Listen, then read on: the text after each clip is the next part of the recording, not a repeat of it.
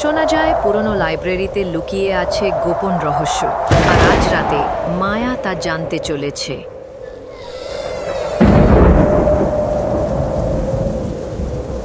একটু দেখে চলে যাব, তারপর বাড়ি। মায়া লাইব্রেরির ভেতরে ঢুকল এবং চারপাশ দেখে অবাক হয়ে গেল। লাইব্রেরি নিস্তব্ধ, কিন্তু ছায়ার মধ্যে লুকিয়ে আছে গল্পের ডাক। ও, এটা আমার কল্পনার থেকেও ভয়ঙ্কর। সে আরও ভেতরে হাঁটতে লাগল। একটি সাইন তার চোখে পড়ল, অকথিত গল্পগুলো।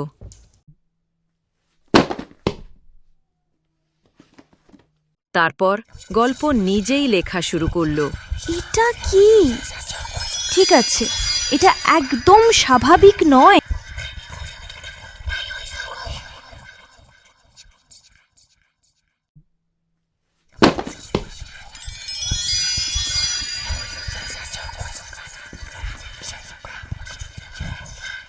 গল্প শেষ করো মধ্যরাতের আগে, না হলে চিরদিন এখানে থাকো।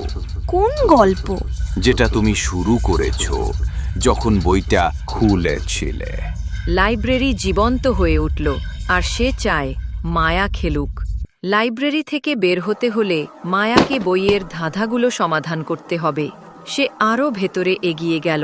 একটি বইয়ের মলাটে জলজলে ধাঁধা দেখা গেল। চাবি লুকিয়ে থাকে যেখানে গল্প ঘুমিয়ে থাকে। ভাবো, মায়া, সূত্র। অবশ্যই সূত্র আছে। মায়া তাকের নিচে থাকা একটি ড্রয়ার টেনে বের করল এবং সেখানে একটি সোনালি চাবি পেল। প্রতিটি সূত্র তাকে নিয়ে যাচ্ছিল শেষ অধ্যায়ের দিকে। দ্বিতীয় ধাঁধা। একটি তাকের উপর অক্ষরগুলো নিজেদের জায়গা বদলাচ্ছে। মায়া সঠিক শব্দটি ফিস ফিস করে বলল, আর তাতেই একটি গোপন পথ খুলে গেল। হোম, শব্দটা হোম। সময় শেষ, ছোট পাঠক। এখনো নয়।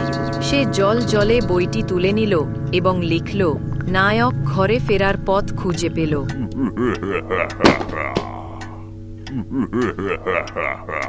একটি বাক্যে দুঃস্বপ্ন ভেঙে গেল।